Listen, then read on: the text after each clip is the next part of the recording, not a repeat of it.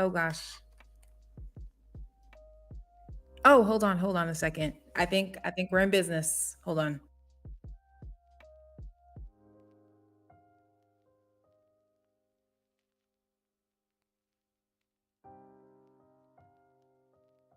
Gosh, I am. Oh gosh, I am. I was like, deep I'm, just, silence.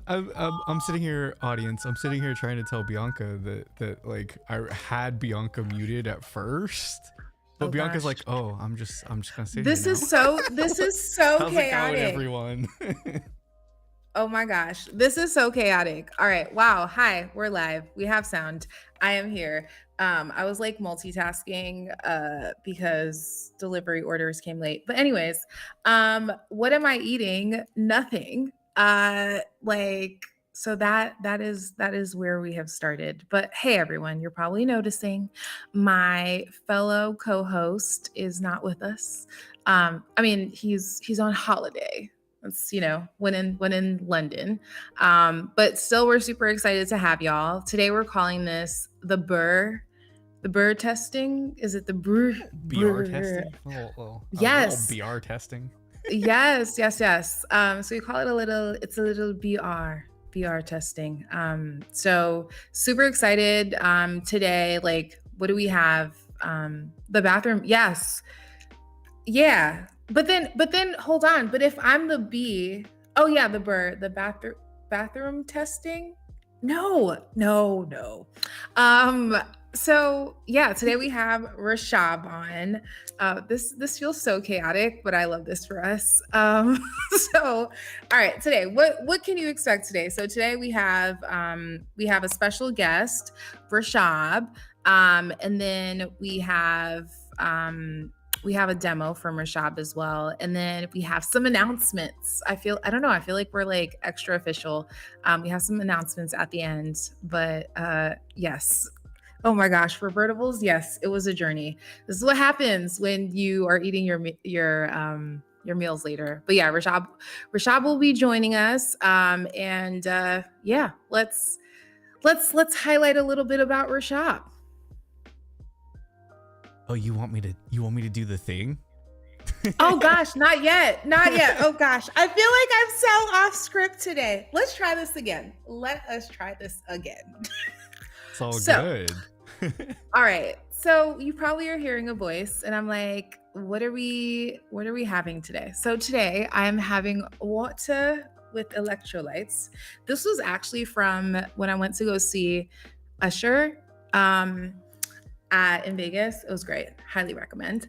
Um But what are you having? What are you having, Brent? I'm behind the scenes of the production desk, and I'm drinking coffee. Before the show, I was like, Okay. I gotta go make some coffee.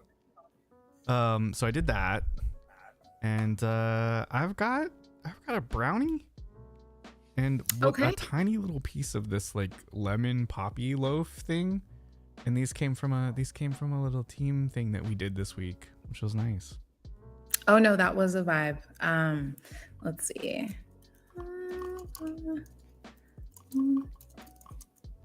How's your food situation going? Okay, glad you asked because we'll just give us like 1 second. I feel like we need to reemerge and re-enter this space. Yeah, do we need to go to the BR back screen? We can go to the BR Yes. back screen. All right, we'll Yep. we'll be Yep. right This back, is folks. We'll be right back. yes. Thank you.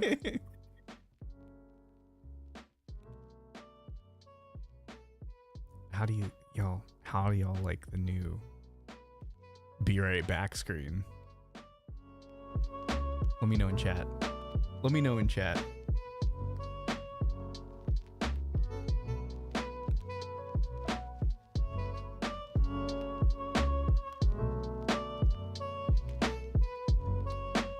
I just realized this doesn't have the drop game on it though. Sorry to be disappointing. I also don't know, chat. I don't know why my microphone keeps getting ruined by Windows.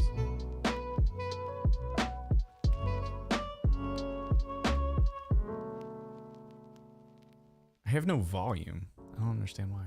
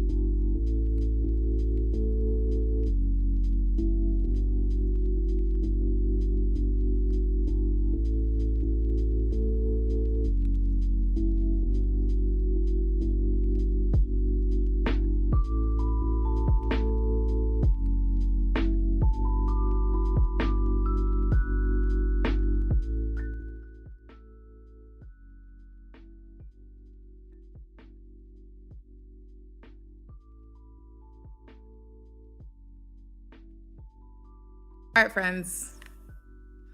We're back. We're back. We're gonna let's run it back.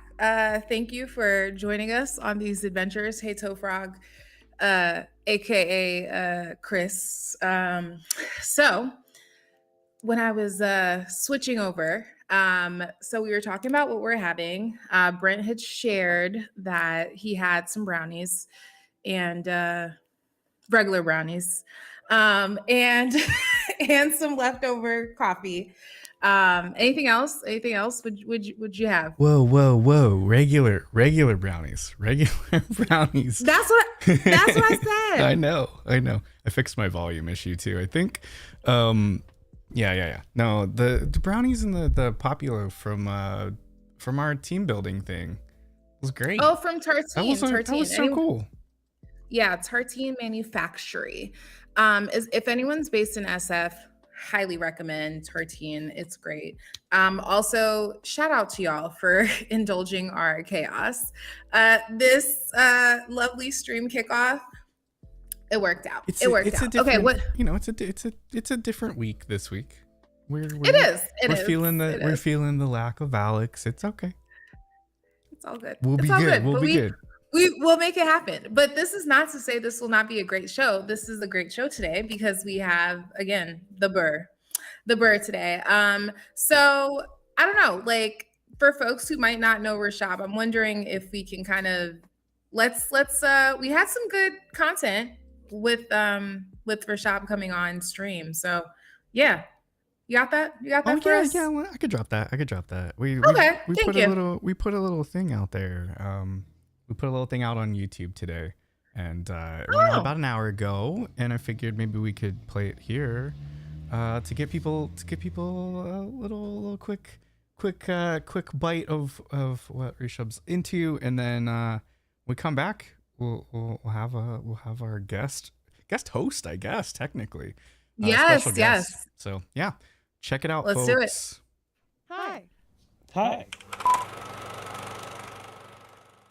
Hi, I'm Rishab. I'm a developer evangelist here at Twilio. I love playing sports. I'm huge into soccer and volleyball. I recently learned about Survivor from a coworker, so maybe something related to sports would be my jam. Oh, hands down, Ronaldo. So I have been playing with large language models a lot, specifically in the open source world. So think about frameworks like Semantic Kernel from Microsoft, and you have LangChain available in JavaScript and Python.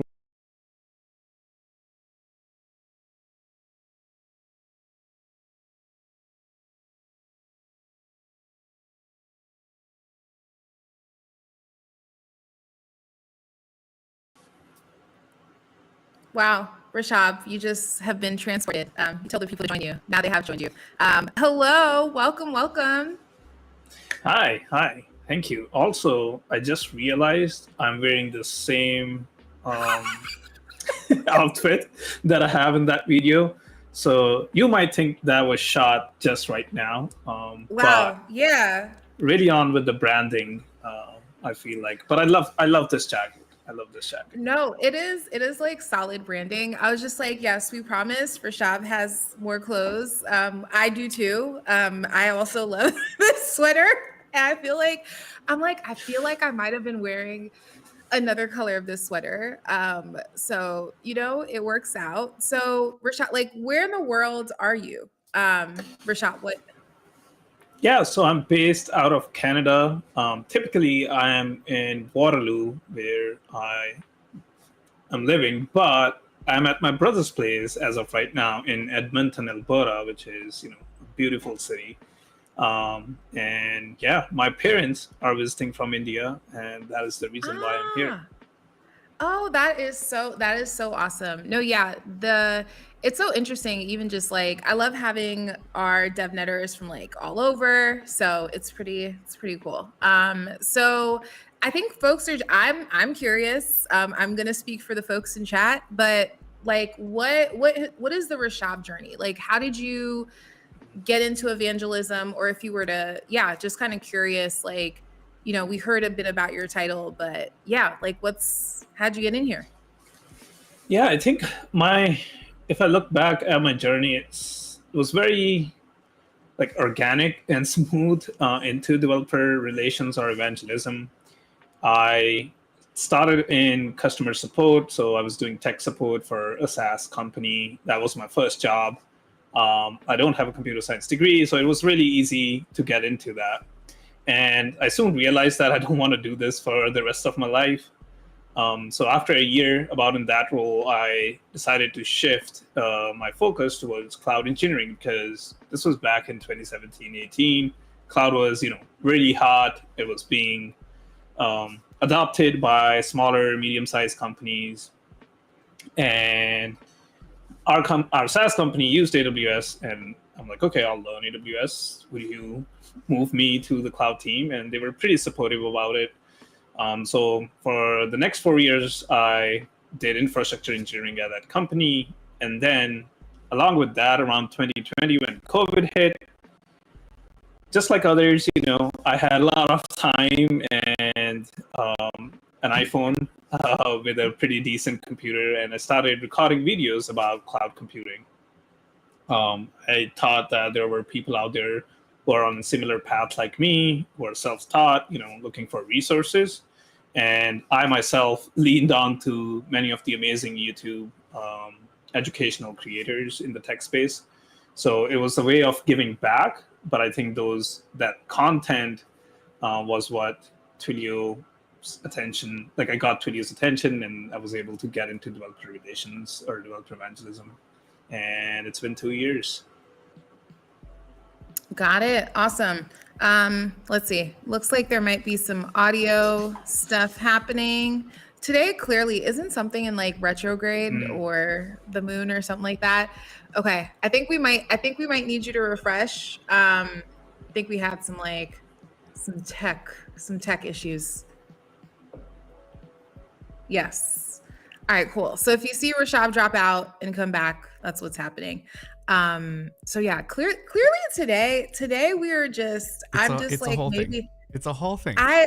I'm literally cracking up. I'm like, did Alex drop some I don't know, man. I don't know. It's like everything is like. Let's see if things are better. We had audio desync, so okay. We could hear everything Rishab was saying, but it was coming through like the video was either way ahead of or way behind the audio. I think it's better now, but we'll see.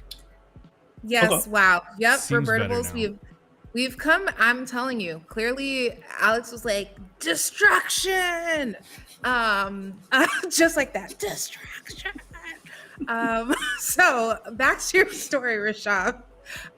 Okay, so for you, I love how this it was almost like this very organic journey of just kind of flowing through. And I think what's kind of interesting is with the stuff that you were doing before versus now, what was that? What are the main differences you would say? Do you enjoy a lot of this peopling? Yeah. I'm just kind of curious, how you would kind of compare the two, what you learned and even what you learned from the previous kind of parts of your journey.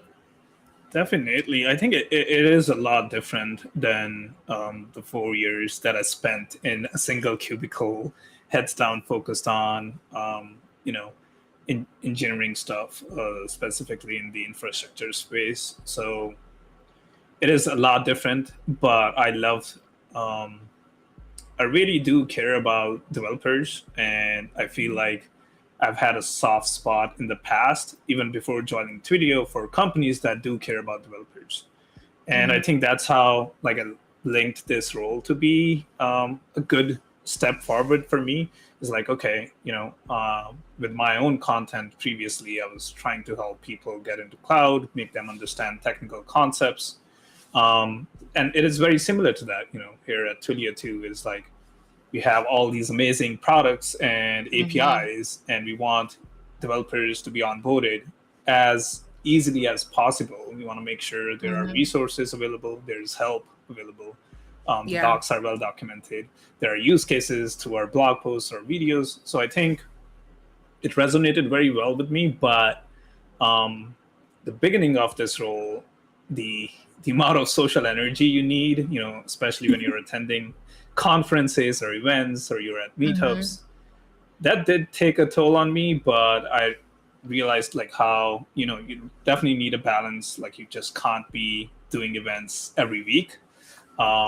So yeah, there's definitely a balance, and as you go through the time in role itself, you learn those things, and you learn how much energy you have in your, I don't know, social battery in yourself. No, yeah, totally. No, totally. I think one thing that really sticks out as you're talking is even this aspect of empathy. We keep it real here. But like I think developers, even lately, right, they've felt that we're not really hearing them. And I think it's always great to even hear just folks on our team who are like, no, we feel for you. Like we too are building on our platforms, on our using our tools. And I think I love just kind of this emphasis on Hmm. empathy and how like empathy drives the way you build, or empathy drives the way that you want to kind of create the right resources, right, for folks who are building. And so yeah, it's kind of refreshing to hear that, because I think sometimes folks are like, y'all work at these big companies, you don't care. Twilio doesn't care about developers. And it's like, if only you knew, right? Like the people here, the reason why many of them are here is due to this passion for Yeah. developers. So pretty refreshing to even hear that side of the coin. So okay, on a given random day that you're not hard at code, what can we find you doing? What would we find you doing, Rishab? So recently, and by recently I mean for the last um, 8 to 10 months, I've been exploring a lot of, as many of my others be, exploring a lot of AI. So specifically, all the APIs that are available and the frameworks on which you can build LLM powered or AI powered applications. As I said in the intro video, I've been checking out Semantic Kernel, but I'm a huge fan of LangChain. I know there are mixed opinions about that framework, but basically it gives you the power to build large language model powered applications. So you could bring any LLM, think of OpenAI, Gemini from Google, or even local running ones, like if you have models like Llama or the ones from Microsoft. Keep forgetting its name, but if you have Olama running locally, you can connect that using LangChain, either in JavaScript or in Python, and then can do all kind of things. Whatever your application or a task you want to perform. So that has been what's been going on, and I've been trying to get back at writing. So I love writing blog posts, and specifically, I feel like there's a need within how you can, host AI application. So again, I am biased. I love cloud and the problems that come with infrastructure and the hosting. So I do want to create some good blog posts around that space where, okay, now you have built this AI application with LangChain. How do you host it on any cloud provider out there? So like AWS and Azure are popular ones. And yeah, I would love to continue. I think I was doing really good until like March. I had one blog post every month. So I need to get back on that writing train. No, totally. Dropped in the chat just for folks who want all the Rashab content. You can find the blogs that Rashab is linked. I guess we had actually we had a previous guest. I feel like when you think about topics like cloud and security, right? People have a lot of these like, they have their own POV. Like for you, if you're describing the cloud, right? Clearly today I'm just like spirit fingers. But like what would you say are the common misconceptions, right? Like people have around the Hmm. cloud, and even just kind of how it relates or how it supports their builds, right? So I think I'm just kind of curious to just hear just like the common misconceptions, or yeah, not saying that you are the official cloud representative, but your name does have it in it. So I thought we'd start there. So yeah, I just curious about just like what you feel like might be the common misconceptions, yeah, No, that for people might sure. have. I think based, and this is based on my experiences and like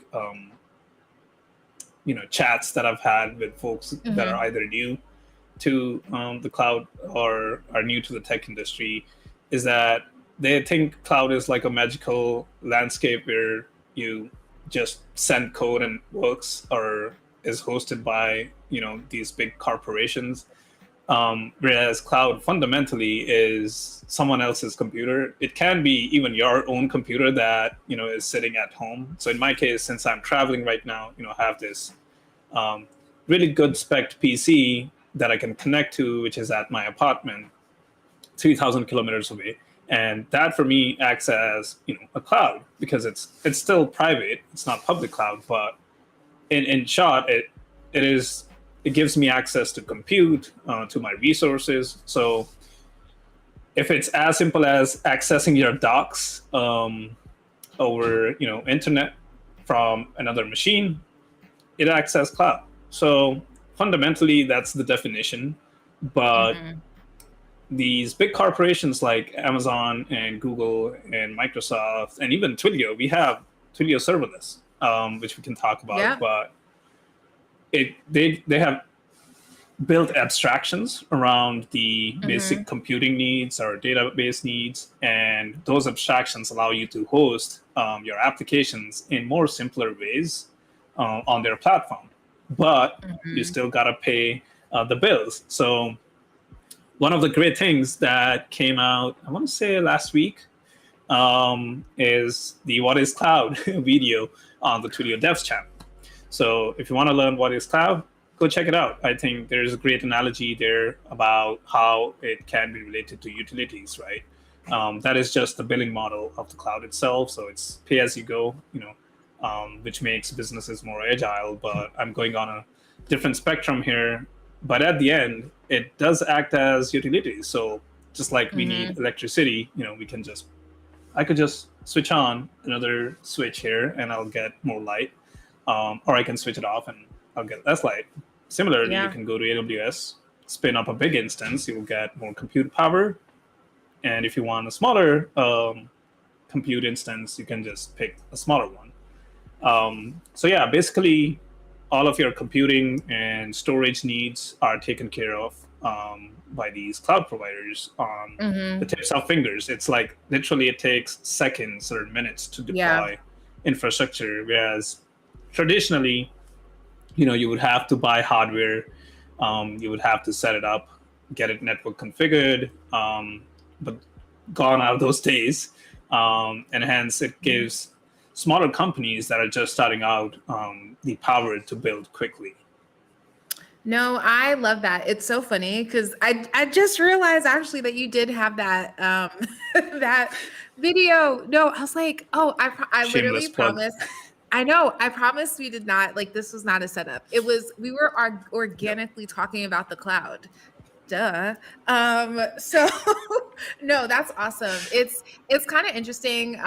Chef Brent might be annoyed that I'm putting him on the spot, but I'm also even curious around like even Chef Brent, like, yeah, you're kind of building from a different state. Like, I think sometimes we don't even realize the other applications, but yeah, I'm like curious, like that setup for you, and even just some of the opportunities you see in that space. Sorry, I'm trying to understand the question. So like Oh no building no! Oh from, no! oh, Oh no no! I was no no no! I was asking Chef Brent. The I was looping producer. him in. Oh, Yeah, I God. was looping in. Looping in the I know. producer again. Yeah. So, yeah, we really need a visual for me, don't we? I'm working on it, It's fine. friends. I'm working on it. Um, It's fine. no, I think the cloud has been super useful to video production.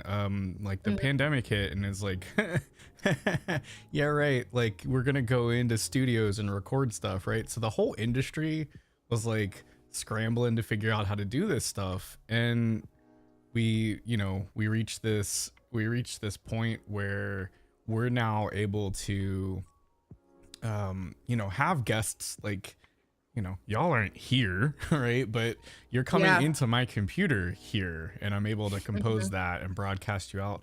And yeah, as Tables is pointing out here, that was a big thing. And during 2020, 2021, I built up this cloud production model that we used for Signal TV. And I mean, we're talking like 16, 17, 18 hours of content in a day. The first year we did it, I did it from my local machine. I did it local on this PC, that not this one, the one that's over in the corner of my room, and like built this whole production and realized like this is kind of high profile and high risk to be running locally. The power does not go out here very often. The network does not drop here very often. Usually this is bulletproof, but you're talking about 14 hours of exposure. It's kind of risky. So we built up production similar to what big players in the industry do, where the production is happening in the cloud. So I'd spun up a EC2 instance with GPUs because we're doing a lot of graphic stuff, right? And we produced everything in the cloud. Guests from around the world joining in the same system that we're using for you to join. We had just session after session after session, all produced in the cloud for the years after the first one. And I gotta tell you, we had a very, very high profile guest. You may know our former CEO, Jeff Lawson, was coming on the stream. And guess what happened here in Philly? My network dropped. The thing that almost never happens happened, and it's why that little cloud infrastructure thing was so important. No one knew. That's awesome.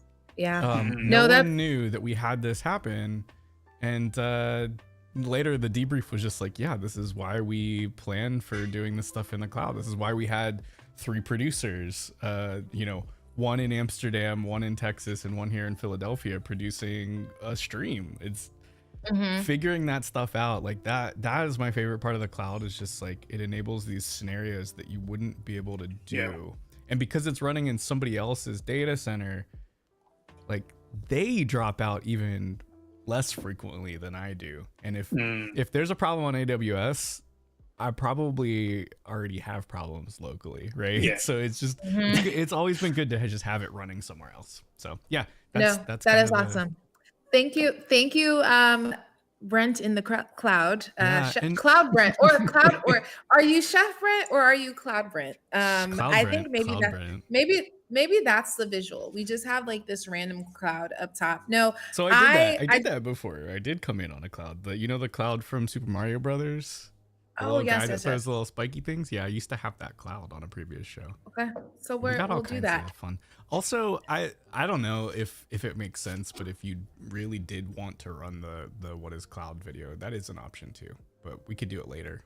It's up to you. Oh yeah, no, we'll do that. We'll do that. No, yeah. No, I think just the ability to enable just like so much more to take place, and especially I think especially as we're dealing with stuff like global warming and just like a lot of just like, instability in our infrastructure, I do think being able to have like a wide variety of options like is huge. So we've definitely gotten a sense to like learn a bit more about you. Just I think from the technical side, I like Rishab. I heard that you're a cook. Like, is this a thing? It is a thing. Yeah, I love cooking, and I'm a foodie, so it helps. Okay, all right. So if you're like, what are Rishab's greatest hits? Like, what if someone's like, Rishab, cook a meal? Like what should we expect from you? Sure. I think it might be cliche or very, a lot of people might be expecting this answer, but it's kadai chicken. So if you haven't had one, it's on the spicier end. So you might have had butter chicken, which is on, it has a sweeter note. and creamier. But karahi chicken, on the other hand, is a bit more spicy. It Oh. has a really good gravy to it, and yeah, I just love cooking that. We have this thing where I have to cook it every 3 weeks. So once a month, a kind of thing at my household. My partner loves it when I cook, so that is my like number one thing that people request me to cook, whether it's friends coming over or if I have family coming over. Okay. Did you are you a self-taught cook, or were you just like, yeah. I think most of it comes from um, my mom. So Okay, awesome. yeah, when I decided that I'll be moving to Canada. I would watch her every day, like just to learn, so that I Mhm. can sustain living in Canada by cooking myself. And once I moved, I started cooking, and I realized that how much I love it. And then I started experimenting with different meats, different dishes, Mhm. experimenting with the ingredients itself. And yeah, I just enjoyed it. And there were some really epic fails, but that's how you learn. I'm like, is it cooking if you haven't had a dish that you're like, there are certain dishes I'd be like, that didn't happen. Let's just put that plate away. Hmm. Yeah. I'm like, no, because I'm also curious, chat, like, are you, for those that do cook, maybe we have like a stream potluck. I don't know how that would work, but I don't know. Just bring your dishes. But yeah, because I feel like sometimes you have like mom taught, dad taught, uh, Google taught, TikTok taught. So, or uh, then you have, but then you might have like but then you might have like, I call it, the folks that are like classically trained, right? Um, mm, so yeah, so like that, we have some stuff there. We also now know revertibles will not be on. Revertibles is on utensil duty due to the excess of salt. So we now know. Oh yes, GPT taught. That'll be interesting. We'll have more and more. We'll have more and more. yeah. Yeah, kind of places where you get inspired. But I think you mentioned a good point about being TikTok taught, or even lately I've been getting it on Instagram too, or Okay, IG yeah. Reels, I guess. And some of the things that they mention, it's like they're really, like really good hacks. Mhm. Especially like you see these air fryer hacks, and like Oh yeah, yeah. just not the conventional way of cooking, but it works. So Yeah. there's definitely like an audience out there that I'm hooked to those videos myself. No, it's kind of okay. I actually like that you brought up that point, because it's like, even the way you would learn on some of these platforms, I could tell someone that doesn't cook, because I'm like, who is buying one random teaspoon of this random spice that I will not have in my spice cabinet? So you Mm, can always tell the folks that are like, I want to make this elaborate dish, versus the folks that are like, give me a protein, some carbs, some veggies, like, yeah. you know what I mean? So I think that's also interesting, which is like, you could tell the person that like they can make a meal from anything. Um, Hmm. so versus not. So I think that's also interesting, because I do think some of these platforms can simplify, but then they also can like really complicate things. Yeah. But yeah, but I will say that what comes up there too is this aspect of just like learning and Hmm. community. And I know that that's something, even on one of your past blog posts, like you had mentioned, which is like, you know, building in community, learning in community. I'm curious, even just like on the, on the side of just like, yeah, just kind of what your takeaways were from this, like, yeah, Yeah, the learning journey when you're in community. Yeah. definitely. So I think for me, it started with Twitter or X. And this was, I would say, back in 2018, 19 period again. And this was also the time when I was trying to transition away from customer support to cloud. Um, the thing about being self-taught was, you don't have peers, or like because you're not in college or you're not in classrooms, you don't have anybody else to like kind of share your journey or like share notes, right? So I would be learning some stuff, spending 2-3 hours every day to learn all these amazing cloud concepts, but then I would have no one to discuss what my learnings have been. And I, on a random day, started posting this on Twitter. I would be like, hey, today I learned about, I don't know, EC2 on AWS. These are the different configurations you can have. There is like all these types of EC2 instances. There's concept of AMIs. And then slowly, I built that as a habit of posting every day. And there was this community who would engage with my tweets. They were like, oh, I'm also learning. I'm also on the same path, but I'm learning Azure. Or they'll be like, oh, yeah, I learned about, VPCs. And did you know? So they would be sharing these, their own personal experiences and learnings with me.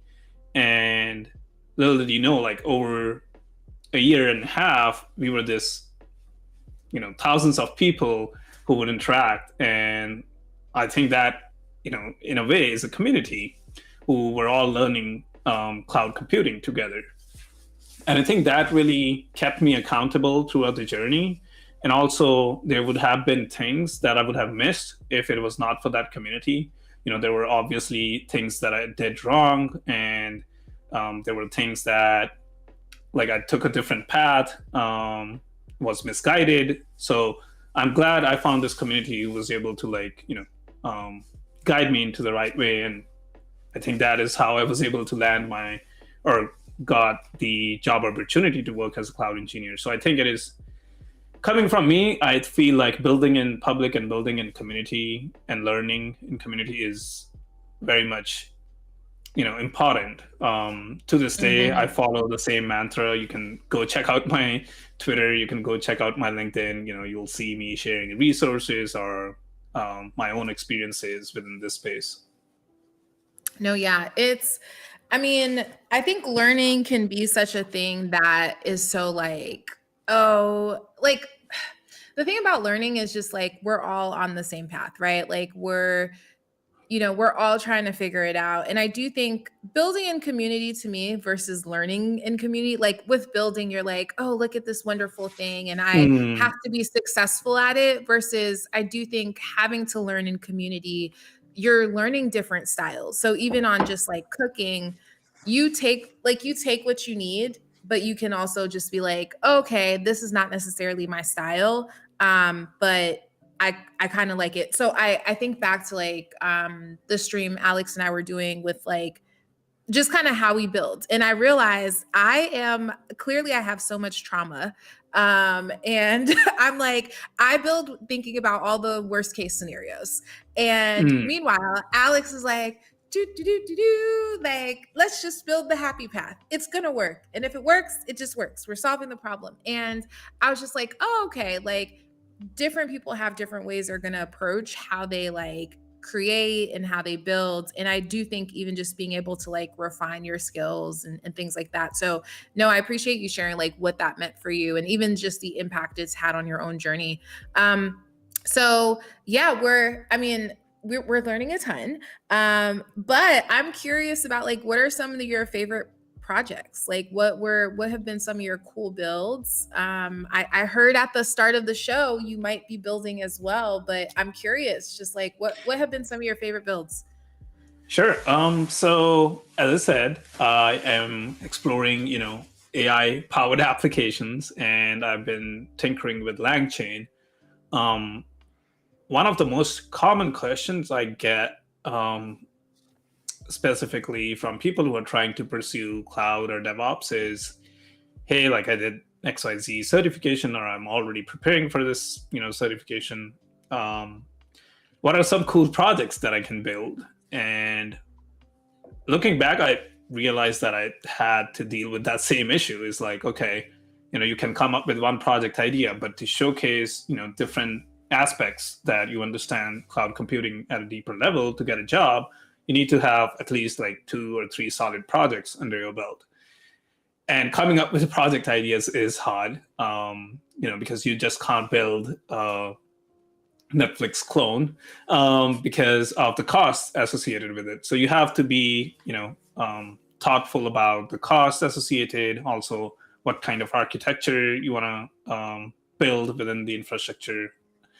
So that's when GPTs came in, and you could ask GPTs about, hey, give me a project idea for this AWS certification that I'm studying for. And that works to a certain extent, but there are some fundamental problems with that. So I built something with LangChain where I provided, so you can pick which certification you're preparing for. The large language model has the context of the study guide from the provider itself. So AWS, Azure, GCP, they all have, amazing documentation and amazing study guides. So the LLM has that context, and based on that context, it'll give you the project idea covering those exact services, which is, I think, very cool. And that was the recent build I did. It took some time to build that, but I really honestly think it really helps the community, because now they can just go in, or if a person comes to me and says, hey, I'm studying this, what project should I build? I now forward them this link to the app, and they can go click the certification they are studying for and get a project idea with steps too. Okay, so your favorite project has been duplicating yourself. I like it. Essentially that, I mean, we'll make sure that that's up there. So yeah, no, we're super excited. We're super excited to just have you kick off a build. So introduce what you'll be building for us today. Sure. Yeah, so basically it's a summarizing bot built with LangChain using any of the large language models that you want to use, but it also sends you a text.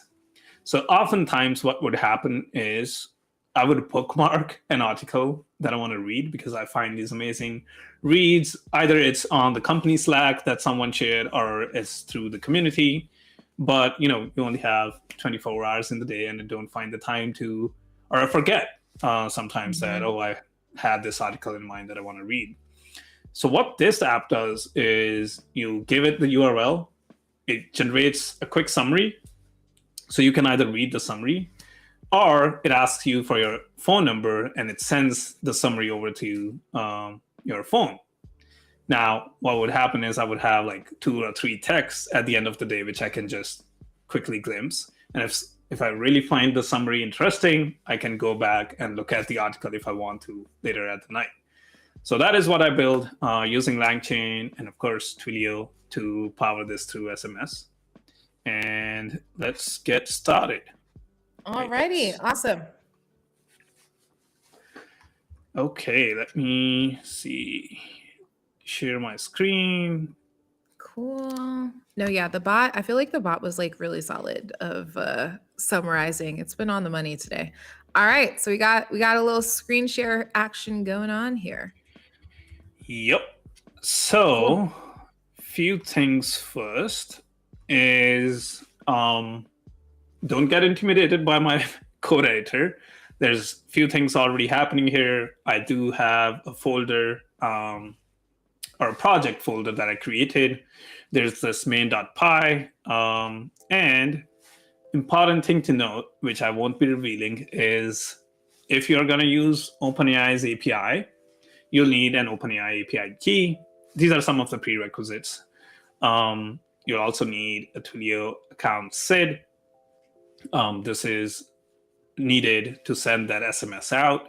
You'll also need your auth token and your from and to number. So all of these are secrets and something that I don't want to reveal. Hence, this is in a .env.example. I do have these secrets stored as environment variables.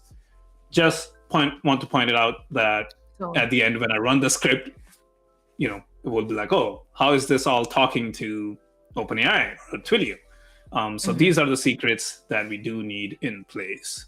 But yeah, moving on to main.py, this is where most of our code will reside today.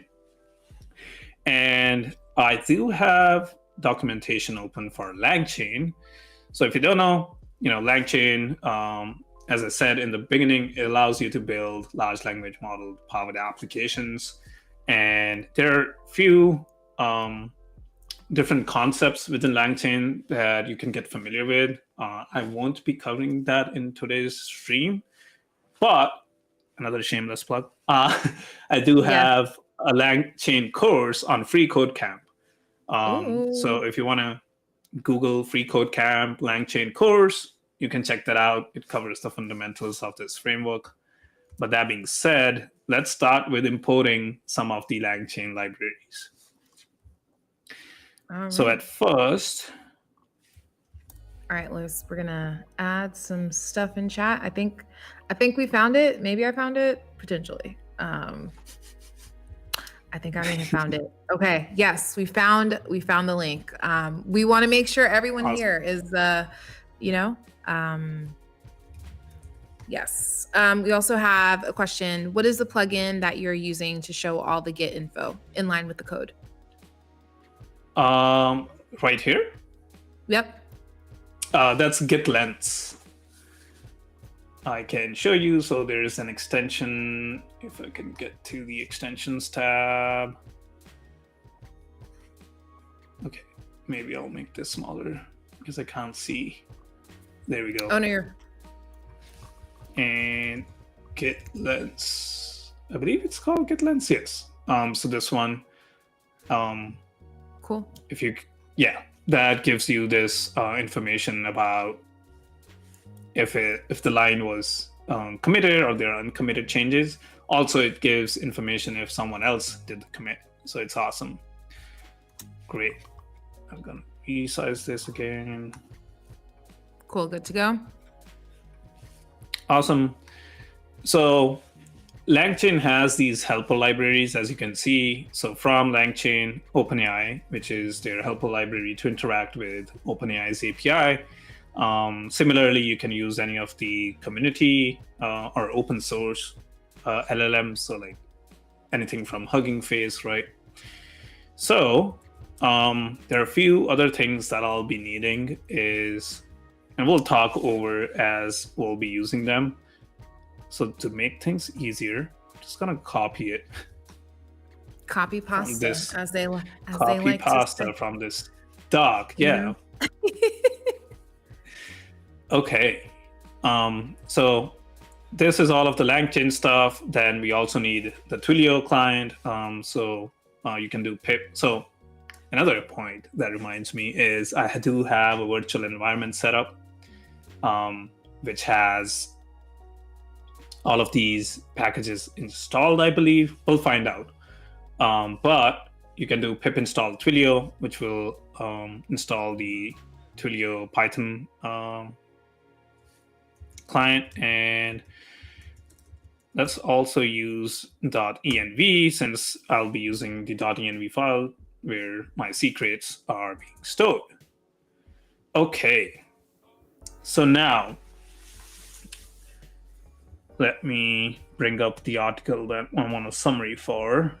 So I was like, this will be the... Oh no, you're good. You're good. No, I was thinking about the secret files. I was like, we've learned many a times to not dox ourselves on stream. So this is great. This is great. We're iterating. Okay. All right, back to you. Yeah, no, I accidentally, I believe, in one of these sessions, not a live stream, in one of the in-person sessions, I exposed my personal phone number for like a good 10 seconds.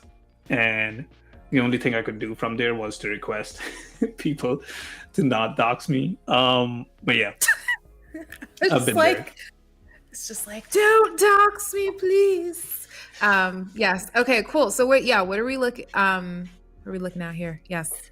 Okay. So I have this article about large language models, how they are neurosymbolic reasoners. Again, it's a great read. But this is the example we'll be using today, Awesome. for which the large language model will create a summary. Yeah, it's very, I don't know, it's very recursive. A large language model summarizing a large language model article. But the concept I wanted to introduce here is all of these models have a context limit or a token limit. So you can only, you might have seen this in GPT-3, the token limit was less. So you could only have a certain amount of text in the prompt because of those limits. So even with our article, we just can't give the entire article. This one is pretty small, I would say. I don't know how many tokens are being used here, but think of, I don't know, a 10,000 word article that maybe I send it to this application that I build, will run into issues because of those token limits. So what we are going to do is use a text splitter, and we'll create a database where we'll store smaller chunks of the text. So the text splitter will split our big article into smaller chunks, and we'll store those chunks in this quickly created database here.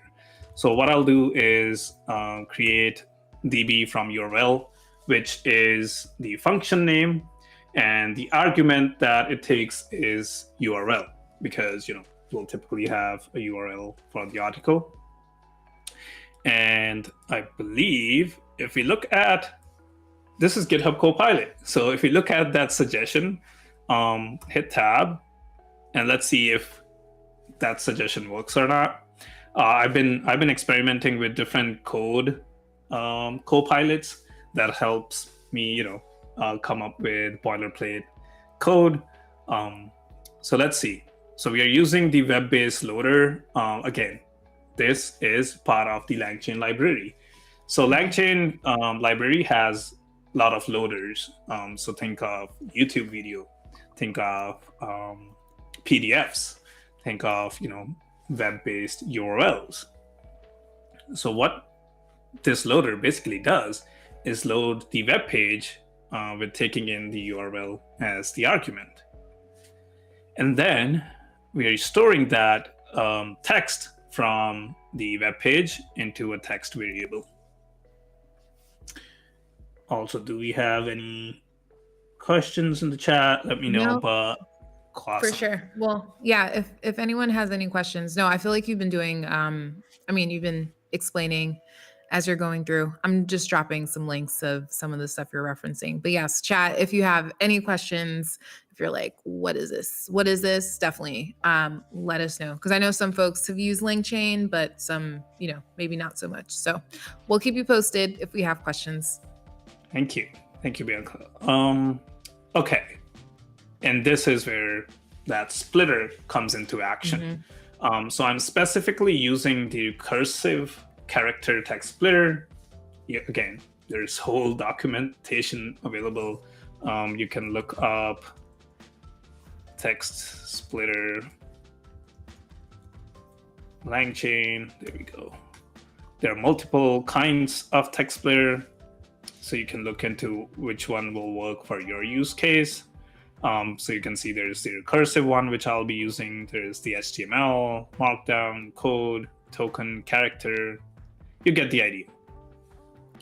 So here, I do want to provide it a chunk size, which basically, is how many words, the chunks. So the smaller chunks, how many words would they have? Or characters, I believe. I'm confused now. I don't know if it's words or characters. We'll find out. We'll figure. This is just, it's live coding. We'll figure it out as we go. Yeah, especially when you're using like the GPT-4 model, it has a pretty good token limit, so I don't think we'll run into issues. But if we do, we'll try to fix it. Totally. Cool. Okay, So this new thing called chunk overlap is also a setting that you can set. So you had your big doc. I'll try to create this visuals with my hands, right? And we split that big doc into smaller chunks. Now, what I want is to have an overlap between the first chunk and the second chunk. So the last 100 characters will be present in both the first chunk and the second, and they would just keep going. This helps with not losing context when the splitting is done between these smaller chunks. Gotcha. Yeah. Again, I have received question on like what kind of chunking strategy works best. What's your chunking strategy?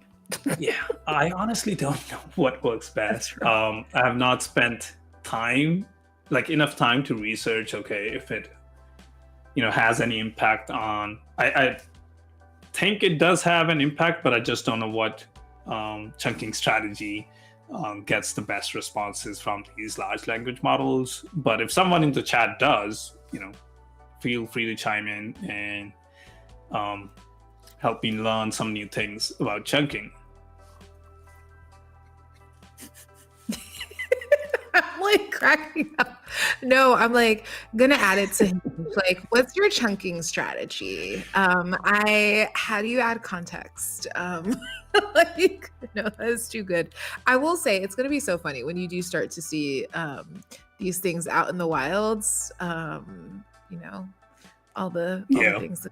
But yeah, so yeah, chat. If you have a chunking strategy, we welcome it. We're curious about how you would go about things. Alrighty, so yeah. So we now every time I see chunk, I'm gonna giggle. Yes. So with the splitter, we are storing this splitted documents into docs, and what I'm gonna use is the text we have from the web-based loader. So all of the text that we got from the web page of the article, we're gonna split it using our splitter that we defined here with our chunking strategy, and store that into docs. And then at the end, from this function, I'm returning those docs. So that is our first function called create database from URL. Now, the next thing left is generate summary. So this is where we'll generate the summary for that article. Again, you can see the arguments. The argument that we are passing is called docs, which we get from our previous function. Now is the magic of LangChain. So in order to define a large language model, you just say LLM, and you can say OpenAI if you want to use OpenAI's GPT models. You can also specify the model name here if you want to use GPT 3.5 Turbo. And I think that's the default if you don't specify anything. But since we saw in their May event, they made some amazing strides with GPT 4.0. So you can specify that here. Again, you can look that up in the documentation. But for this specific demo, I wanted to experiment something. And that is Olama. I don't know how many of you have heard about Olama.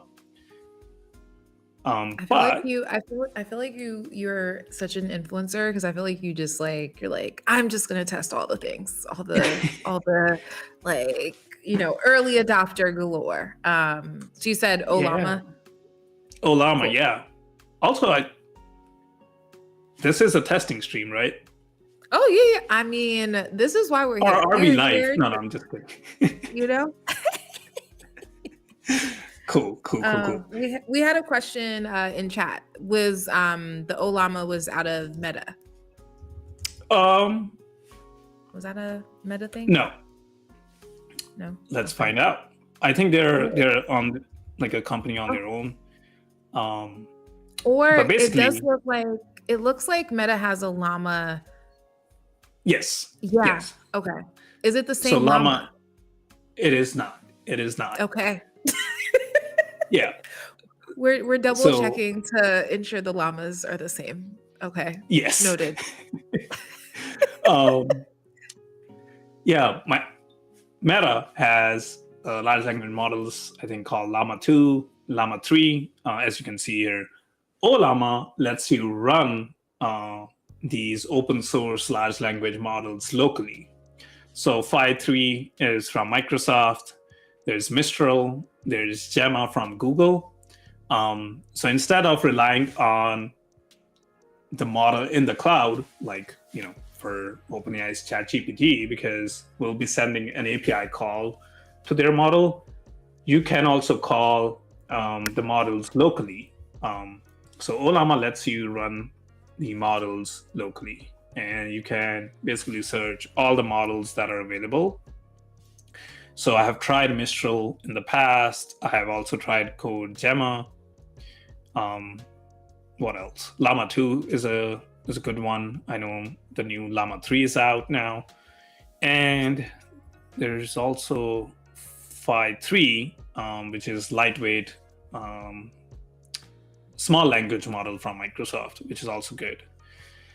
But basically, OLlama exposes the local running model. So what I mean by local, so it'll be using the compute power on my laptop to run these large language models. And you also have a client. So if I do OLlama list, you can see I have two models installed locally. One is Gemma and one is Phi 3 from Microsoft. So what I want to do is, instead of using OpenAI and sending an API call to OpenAI, we'll be using our locally running models. And this is an experiment, so bear with me. So LangChain also has a helper library to talk to OLlama, which is great. Takes a lot of the abstraction away. Okay, so instead of OpenAI, I believe it's OLlama. Yes, it is OLlama. And then model we'll be using is, let's use Gemma, the one from Google. There we go. And specifying a large language model is that easy. So now we have our LLM ready. We do have a concept of chain within LangChain, hence the name. LangChain is, yeah. How do I explain this? Okay, so there are different components within LangChain. So LLM is one. Then you also have prompt templates. And in order to chain them together, we use chains. That is the smallest explanation I can give.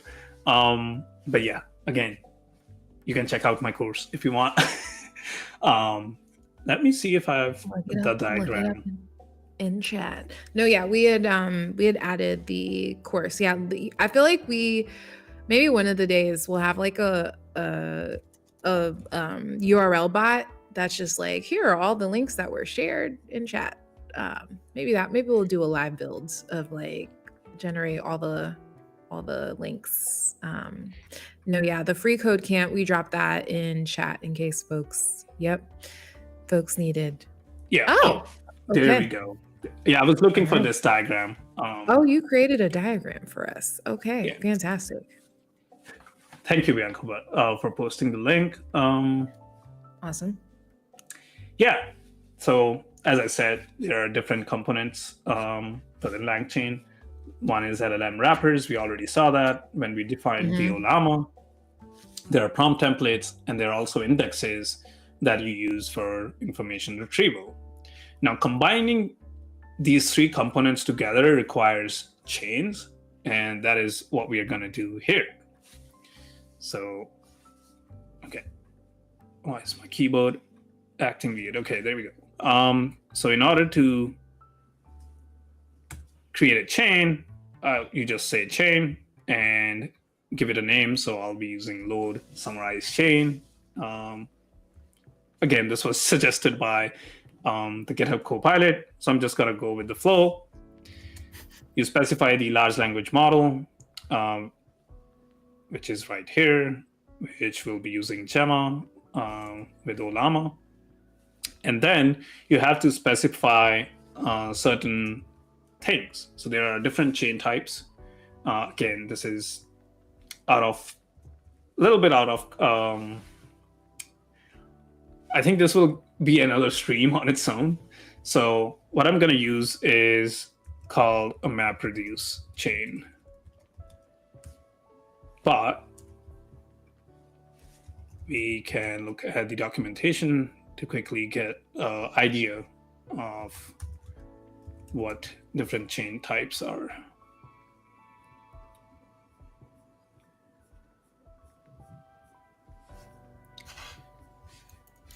Okay, there we go. So there's the MapReduce document chain.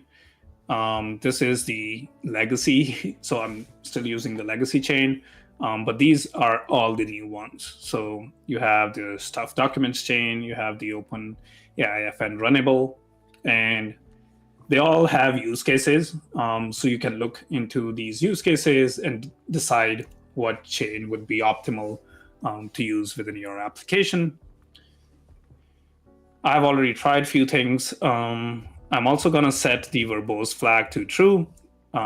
This will help us, if we run into any errors, this will help us, debug that. You'll see certain text in the command line.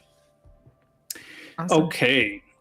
Do we have any questions? Nope. No, just some excitement for Free Code Camp. Nice. No, yeah, I appreciate you kind of running through these like chunk by chunk. Clearly chunk is our word of the day. Yep. No, especially when you're kind of playing around with different tools, just even understanding like, hey, here's where you might want to start. So I do think kind of like, hey, here's some core components of this. So yeah, no, this is solid. So yeah, I think if we have more questions in chat, I'll let you know. Thank you. Okay, so next is, let's create another variable called output summary, which is where we will store the summary that we get from the large language model. So we'll run the chain, and how you do that is by doing chain.invoke, and we'll pass the docs. So docs are the chunks that we created earlier, right? Now, the output summary will have a lot of other information. So it returns different objects. What we are looking for specifically, I believe, is called the output text field itself. So I'll create another variable here. I don't know why.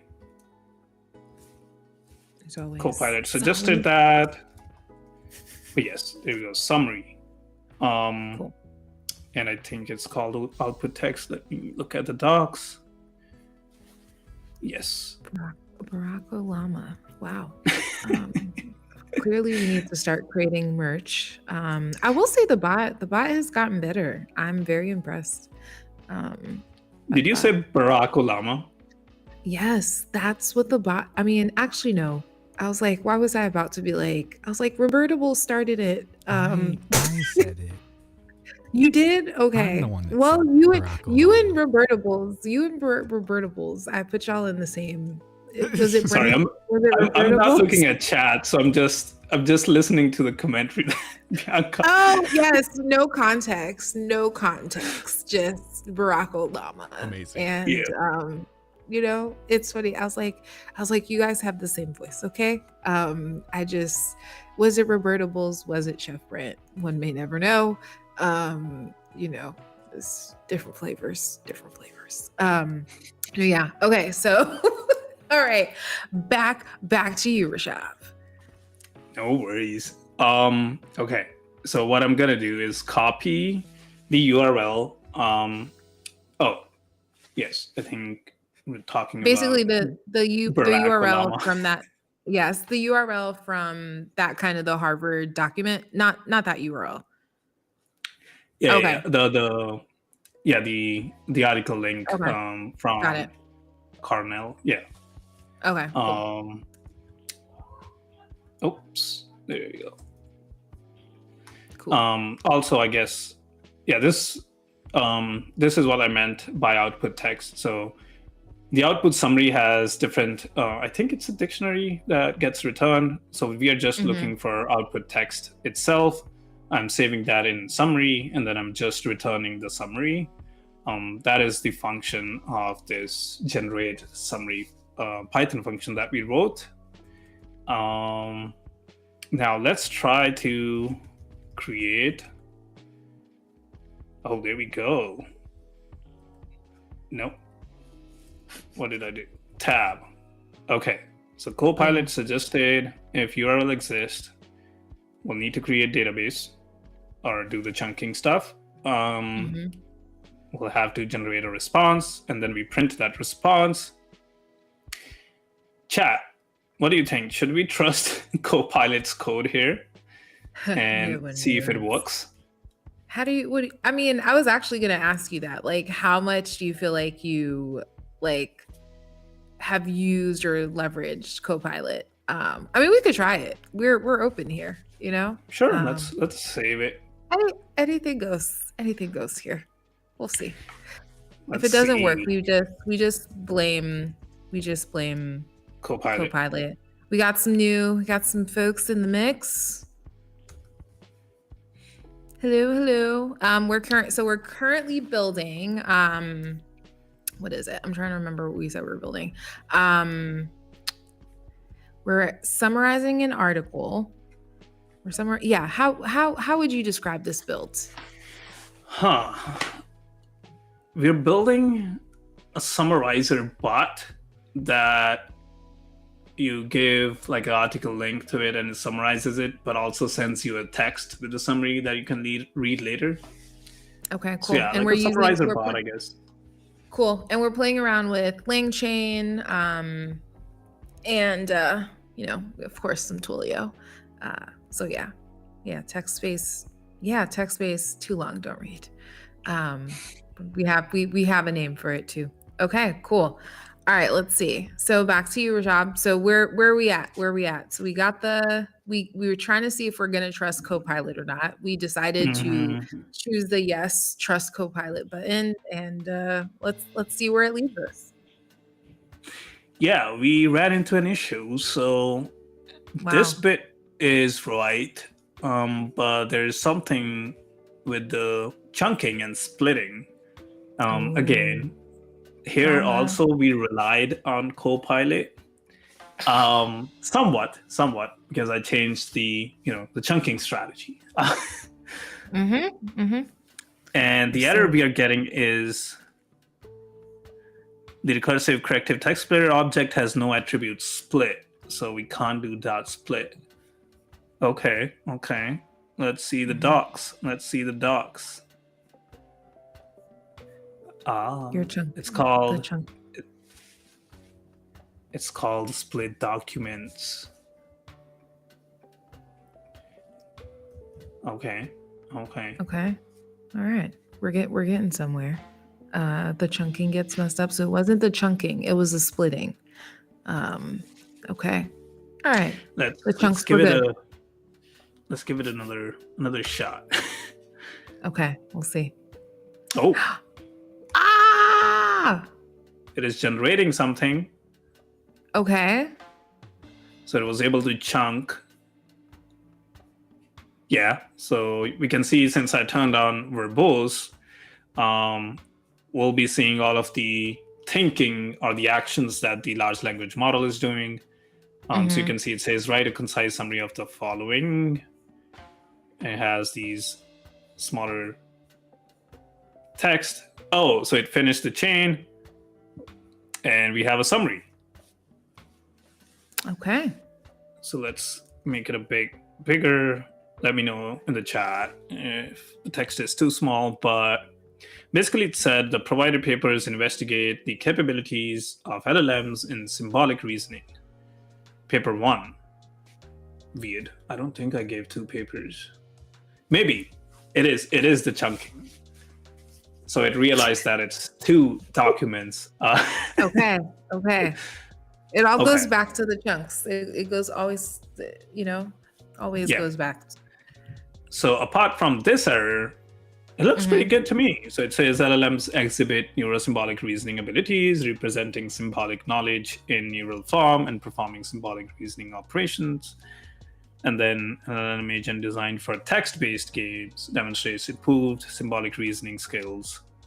That is basically the article itself, which again, if you read, you can see it talks about text-based games. It talks about how LLMs act as symbolic reasoners. So I'm pretty happy with the summary that, which model did we use? Gemma? Gemma, yeah, from Google. Yeah. I So wonder if pretty we, happy. yeah, so are we going to play around with let's see some other models, how they describe? Sure. Curious. Yeah. Let's see how some other models might describe. Let's see. I think I have 5.3 installed. Okay. And we're Yes, I do. we have songs in the mix. When your chunks align, I could feel it coming in the air. I'm trying to remember the tune to this. I was like, it'll come to me. It'll come to me. We're making songs in chat as well. Okay, let's see. All right, so we have the 5.3. Let's see what kind of did it generate the summary yet or no? Not yet. No, Okay. not yet. Cool. Let's see what we got. It's always so cool to see like how they interpret. I will say it was so funny using some of OpenAI's like models, like when I'll ask it to like talk a little cooler, sound fun. And it almost sounded like hey young kids, tell me how do you do? That's almost how it sounded. I'm like, please, no, like, do we need to give you a cool like model to like add to the mix? But I was just like, it's always so funny to see how I think that'll be interesting, right? Kind of more that analysis of just like human interaction. Like not everything. I think when so much has been trained on like academic papers, you talk like an academic, but like, are we talking like academics all day? Probably not. We're talking literally about chunking and, like in llamas. Like, I'm not saying that you won't find that in an academic paper, but it's kind of interesting just how the different models have their voice. Yeah. I dealt with that, and one of the remember we saw that diagram about prompt templates. So Bianca, like you were mentioning, in this model or in this application, we just specified the model and the chain itself. But what we could do is use the prompt template to give this model a personality. Like, hey, I want you to generate this summary, but also be, a pirate or, be more human. Yeah. That's where the prompt template can be used. Like an FYI. But yeah, I have done that in the past where like I had to be very specific about, hey, like, don't be a machine that's answering this question. Like, humanize a little bit. You're like, don't blow my cover. You can't sound like a computer is answering this. Like, I need you to give me a little human interaction. Okay, let's see. So the chain is finished. It gave us this response. For some reason, it's in quotes with 5.3. That might be a 5.3 thing. We are using Microsoft. They call it small language model because it's smaller in size. It only has 3 billion, I believe, parameters. So the paper large language models are neurosymbolic reasoners argues that LLMs embody neurosymbolic reasoning by integrating neural and symbolic techniques, contributing to the field of natural language processing. Oh, it also included where it was published. Yeah, this one, I noticed this one adds a little bit more context versus the other one to me felt like more like it was just like summarize, like truly, purely summarizing, versus this to me added a little bit like all the relevant information, where you can find additional insights. So it's interesting. Yeah, this one I feel like if you want one that has a bit more like context, I could see some stuff there. Okay. Especially, yeah, like mentioning, who did the research. Yeah. Versus the other one. The other one removes a lot of, I feel like, it's so funny. It's supposed to like be concise, but I feel like it removes the context. Yeah, it removes a little bit of the context. So, okay, this is cool. I'm glad we like played around with the models. Yeah, so I guess 5-3 wins. Yeah, Cool. essentially. Yeah. Okay. So the easiest thing left to do is sending this as a message over text, which, thanks to Twilio Docs, is pretty easy. So what I'm going to do is copy the exact same thing from our docs, paste it here. Fantastic. Shout out to the docs team. Yes, they're so thorough, like so thorough. Send summary. Let's call it send summary as the function name, 2 arguments, summary and number, because you do need a number. Okay. So if you're familiar with Twilio, you already might be knowing what's happening. We are using the auth token and the SID to talk to my Twilio account. We are creating the Twilio client to send the SMS. So here you can see that with the client.messages, we are creating the message where body of the SMS is the summary that was generated in the previous function by our 5-3 model. The from is the Twilio number that we'll be using to send the text out. So I have a Twilio Canadian number, and the to number will, in most cases on this app, would be mine, but if someone else wants to use this, they can take this application, run it, and use their own number to send the summary. And then I'm just printing the message SID, which will basically confirm that the message was sent. Before we do that, I will comment this out because we don't want this to run. There we go. Okay. All right.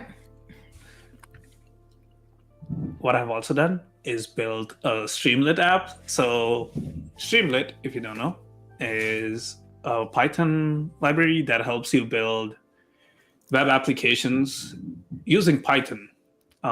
So there's a lot of abstraction, but you can see I have 25 lines of code in Python. So if I run this, you'll see how cool of a UI it has built for me. In just a sec.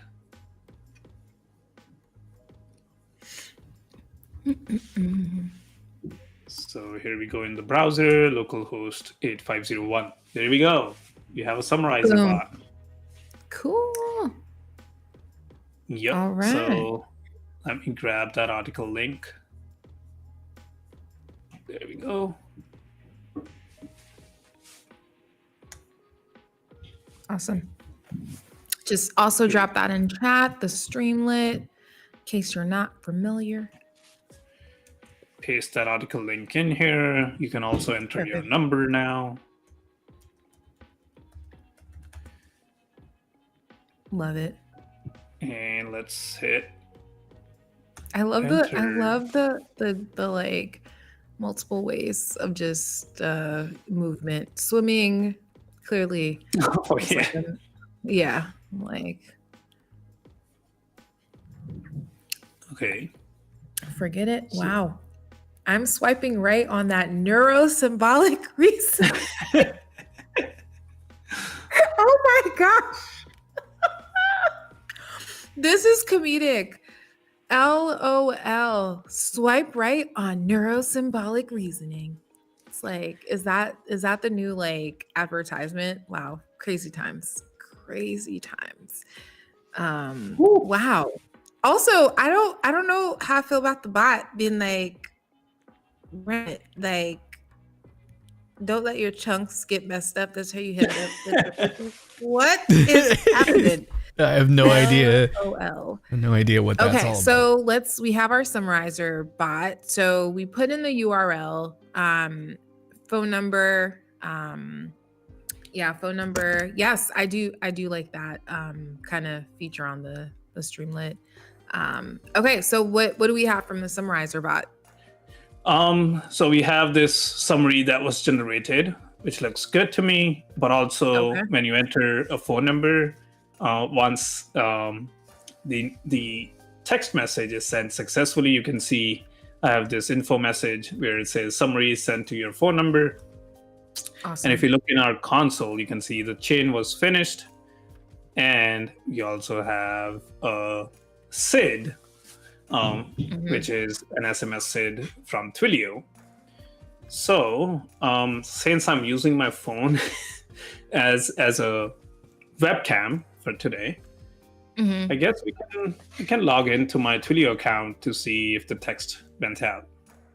We'll see if it works. No, yeah, it has nothing to do with my chunking strat. Yeah, the bot has been on fire today. I was like, is the bot on fire? Is the chat on fire? I'm like, it only gives us what it gives. We give it. Are we the problem? Is really the question that we must ask ourselves. You know, we're learning about ourselves today, people. Okay. Twilio. So we're in Twilio. Let's see what we got. A little log action here. I don't remember which number I used.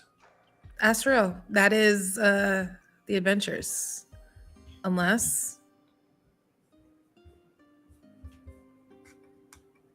these are great moments on live demo history. There we go. I'm just gonna So it pull did send that.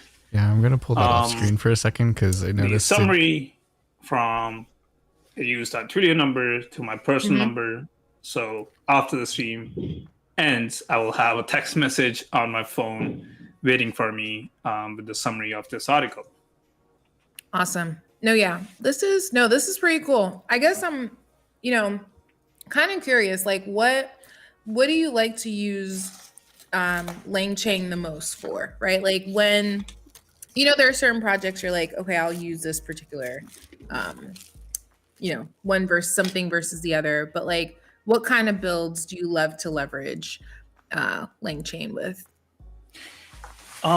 So I think I touched a bit about this in the beginning where, again, like I'm not against using OpenAI's API directly or Google's Gemini API. So like you can build apps, using like Python and JavaScript or TypeScript, directly integrating to these AI APIs.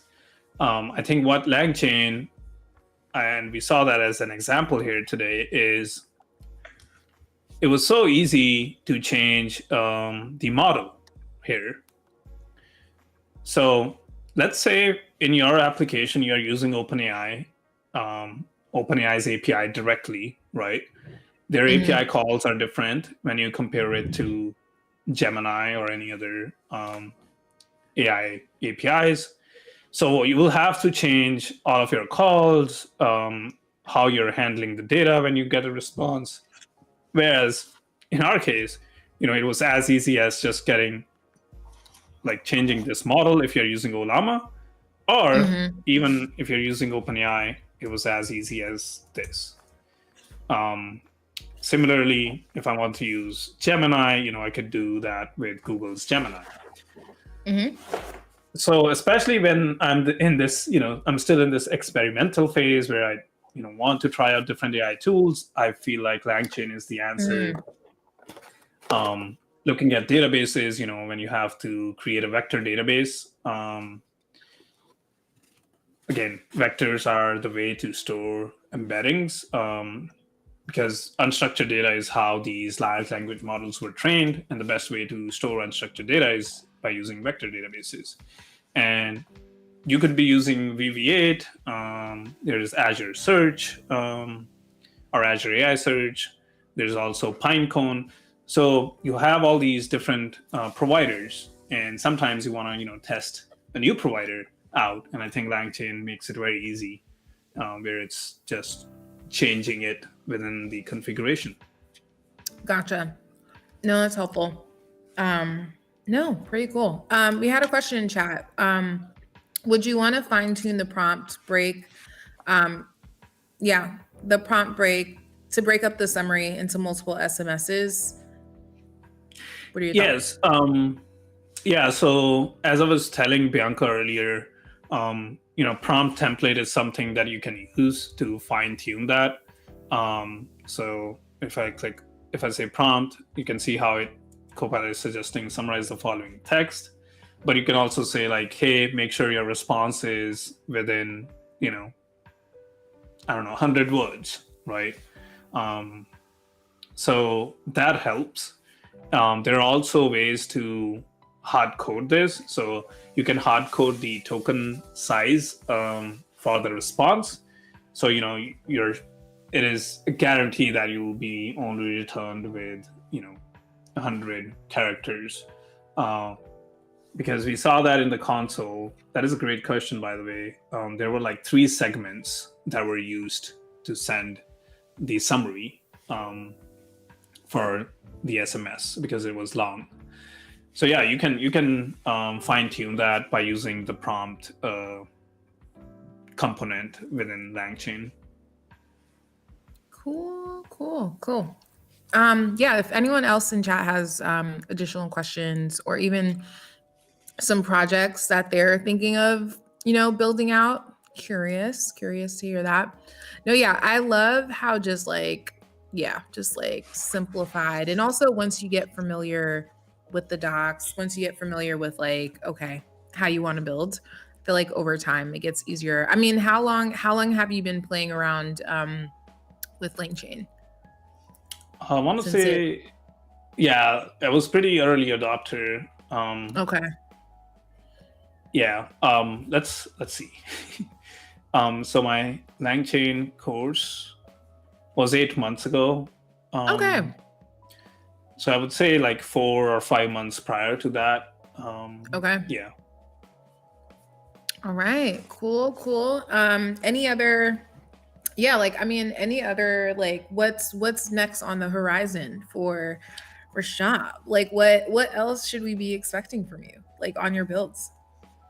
Yeah, I think I definitely want to explore the capabilities of utilizing AI with the power of different communication channels we get from Twilio. So something not as simple as that, but still leveraging AI and hooking it up to one of the channels with Twilio. So something in that regards is what's on the horizon. But yeah, definitely you'll catch me on Burrs. Hopefully, I don't know if Alex will be back. Yes. I was like, is Alex still on stream? I was like, oh god, drama. I'm kidding. I'm kidding. Or it could be or it could be the pirate stream, right? Like if you do a guest with Alex, it's either brr or bruh or R. So maybe that's the pirate themed stream. We have not, we haven't discussed this, but we'll get there. We'll get there. No, that is so good. No, I'm excited to just kind of see other builds. I'm curious to even just see, yeah, like even how this evolves in the next couple of months too. So that'll be fun. But yeah, no, Rishab, like this was awesome. And I love how you were able to just kind of, just introduce folks to something maybe they're not like toying around with too much, but I feel like now folks can have like a reference point. So definitely folks share with your friends, like, tell a friend to tell a friend. If you're not super familiar with some of these tools, like we love to just like test it out for you, or even just build on stream just to kind of like make it feel a little less daunting. So no, it was super awesome having you on stream, Rishab. This is great. And then we also have a great YouTube that you actually we recently shared live, which was, I think it's like talking about cloud. So getting folks acquainted with that. And we shared so many links in chat. So hopefully you're able to just kind of check them out. Lots of resources to get folks started. But yeah, Rishab, thank you. It was great having you as a special guest. We have a few announcements before we dip out. But yeah, with stream, we'll be we're going on holiday. We're going on holiday. So next week we might have some things for you. We'll see. I haven't checked in with our producer yet, but we'll be on holidays, so we'll see you back on July 16th, I think. Yeah, July 16th. But next 2 weeks we'll be on holiday. We think you should also take a holiday too. We call it stream holidays, but yeah, it's been super awesome, like just hanging out with y'all. We also think I love how I'm using the word holiday, because clearly that lets you know where I'm going. Going across the pond. So yeah, definitely kind of just chilling out, taking a good breather. We got a few holidays coming up, but we'll expect to see you back here. I feel like that sounded so intense, but we definitely hope to see y'all back for sure.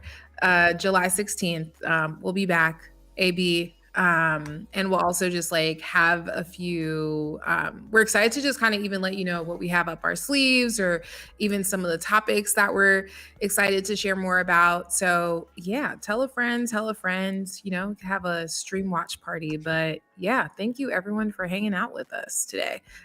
So won't see you actually, we might have some tricks up our sleeve. So still click and see what Twilio Devs has for you next week. But we'll see you July 16th, 2 p.m. EST for the A/B testing show.